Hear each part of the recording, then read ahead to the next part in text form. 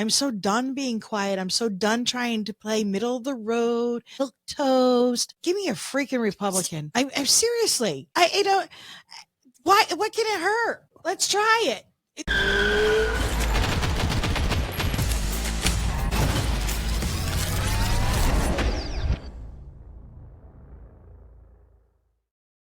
Welcome to Lock and Load Podcast. My name is Josh. And I'm Michelle. And we talk to you about Connecticut 2A issues. So today we are going to be talking about a little bit about politics. It's going to be a short video. And we're talking about Connecticut's first House district, who is currently held by John Larson. So this is the U.S. House that goes to Washington. And the reason we're talking about this is because of one person specifically primarying him. And that is Jillian Gilchrist. Now, Ooh. Yes, I don't have a button for booze. Oh. We should start setting up buttons. But boo, why boo? Well, Jillian Gilchrist is the wonderful, fine individual. There was sarcasm there. Who has introduced the ammo tax at least 4 times? Yeah. In the Connecticut General Assembly. She is one of the most anti-gunners up there, along with anti-anything else, unless it's Democrat policy. So, yes, she's very well known to the firearms community because of her stance on several things. So, John Larson, 1st Congressional District, he is being primaried. Now, this guy has held I was going to say, how long has he been in that seat? For years, right? 14-term incumbent. So that is 28 years he has held this seat. Now, I'm all for term limits here, guys. And I don't like John Larson, okay? I don't vote for John Larson. Just as a public announcement here. But that's a long time. I want to read these primary opponents because he is being primary by not just her, by 3 other people. And one of them is more interesting than her. So Luke Barone, he is the former Hartford mayor. He announced his campaign in July of 25. So he's also framed himself, I guess, for a gubernatorial? Sorry. Just a general, he's framed himself for a general change within the Democrat Party. But he was bad as a Hartford mayor. Yeah, it's Hartford. But Jillian Gilchrist out of West Hartford, she's a state rep. She just announced a couple days ago, actually. By the time this is out, it'll probably be a couple weeks. August 2025. Fortune. She's a member of the Hartford Board of Education. Apparently, she threw her hat in the ring in July of 2025. I don't know how a random Board of Education person is going to go and run, but by all means. She brings a lot of education down to D.C. You know, this person,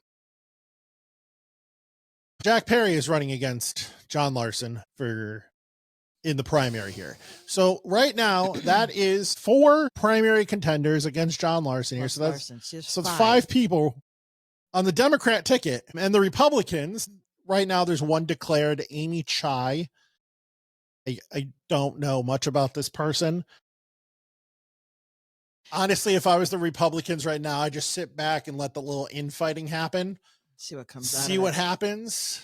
But at the end of the day, at least there's somebody Republican running, because isn't it last year he ran unopposed? No, not last year, but the last election. They've thrown people at him. Have they? I think his biggest contender vote wise was Mary Fay out of West Hartford. I think she's pulled the most votes against him, but he still wins by a 20% margin, I think, every time, if not more. Because I know last election cycle, we had several of our congressionals that were, there was nobody running against them. They just ran in free. No, there was somebody. I just don't remember the name. Okay. And that happens, unfortunately, a lot because federal elections, you don't get money from anyone to run. So state elections, if you guys don't know this, once you get a certain donations for a state rep or a state senator, it unlocks a certain amount of money that the state funds this election.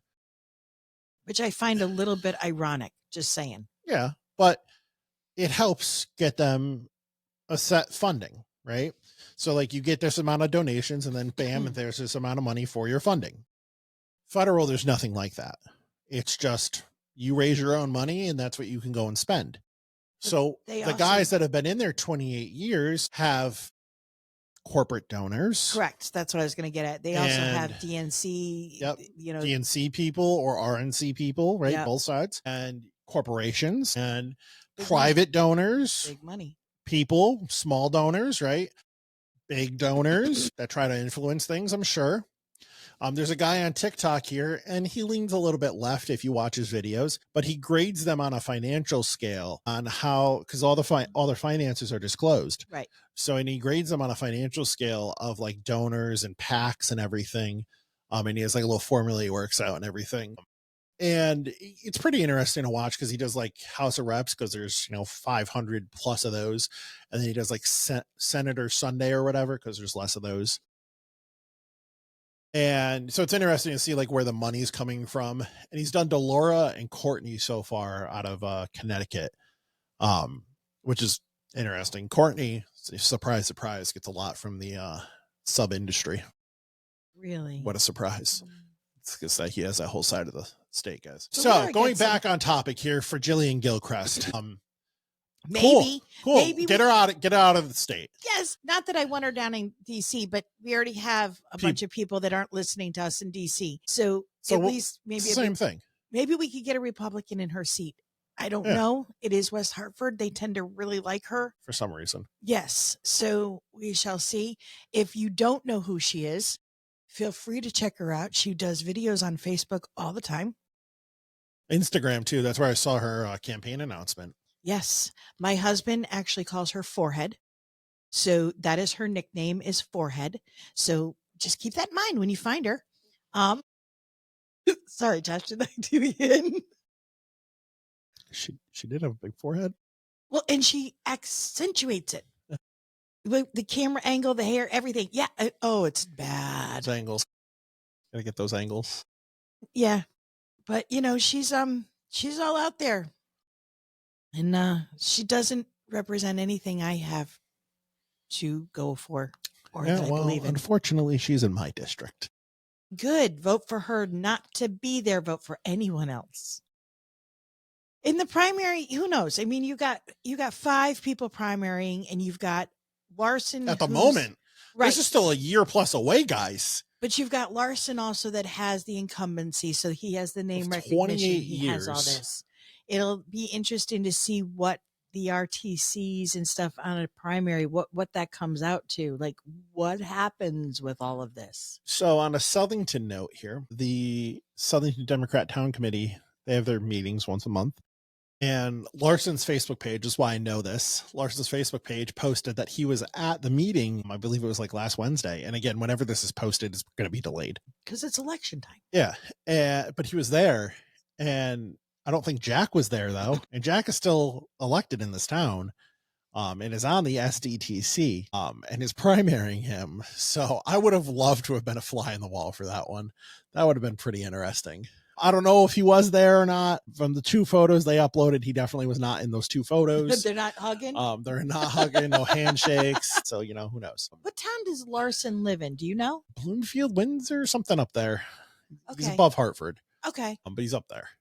Supposedly, he probably lives in Washington most of the time. Well, and yes. But what would be interesting, and I don't know that we'll see it before the next election, but with all these states redistricting, it may be very interesting to see if Connecticut gets shuffled into that, because there's a spotlight on Connecticut right now in the voting and all this kind of stuff. So I keep my fingers crossed. I keep hoping they'll redistrict a little bit and help us out a little bit, because I think Connecticut needs it also, even though we're a small state. Don't control anything here.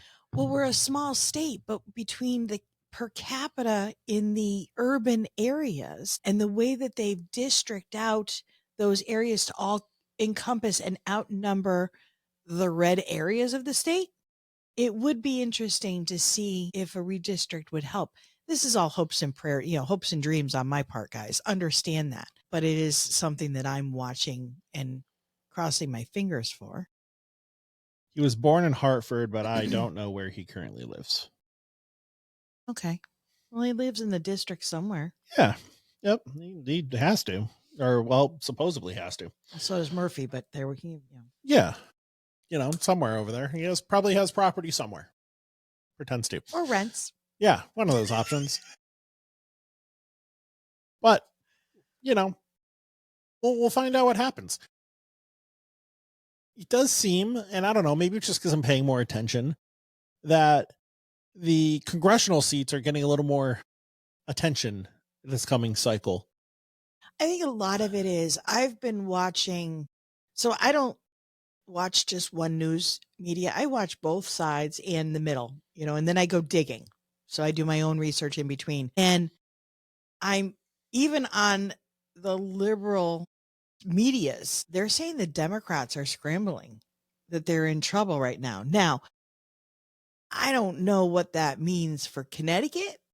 I can see them. I mean, they're acting like children, pounding their fists and, digging in their heels and down to sanctuary state. Well, we're not a sanctuary state. That's nowhere in our laws, except your laws define sanctuary.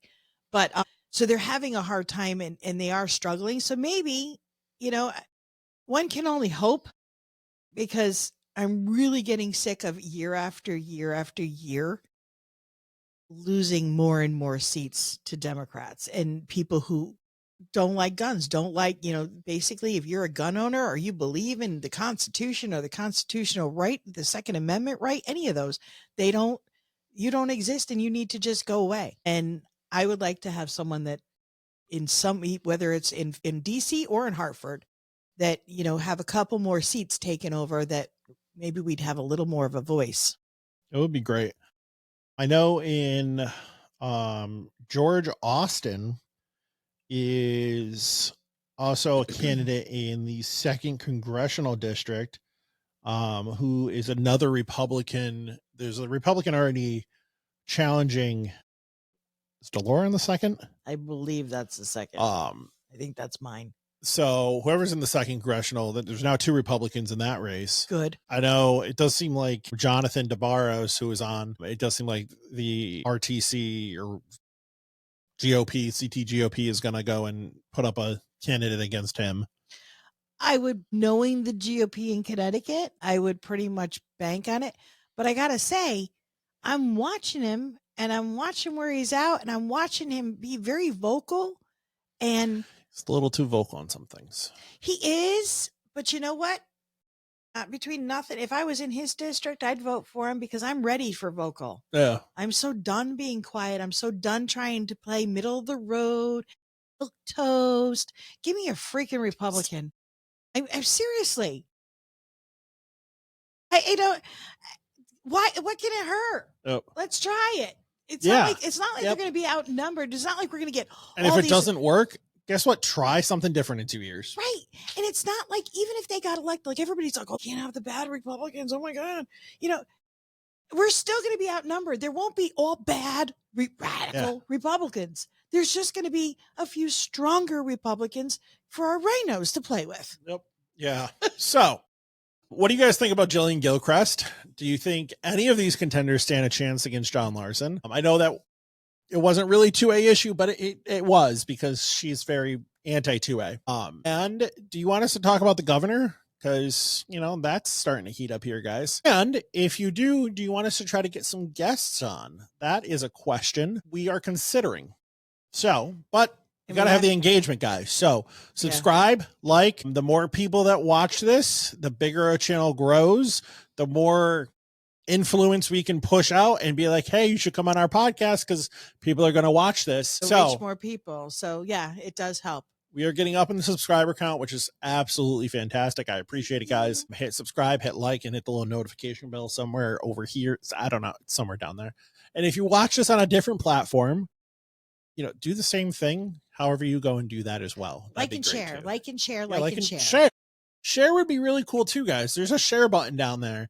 And all of them. Go to Facebook or Instagram or Twitter or YouTube. You can share. Yeah, or LinkedIn or I don't. Pinterest, is that a thing? I don't know. There's a lot of things down there. I don't think Pinterest does this. There might be a button down there. Who knows? Anyways, my name's Josh, and I'm Michelle, and we see you guys next time.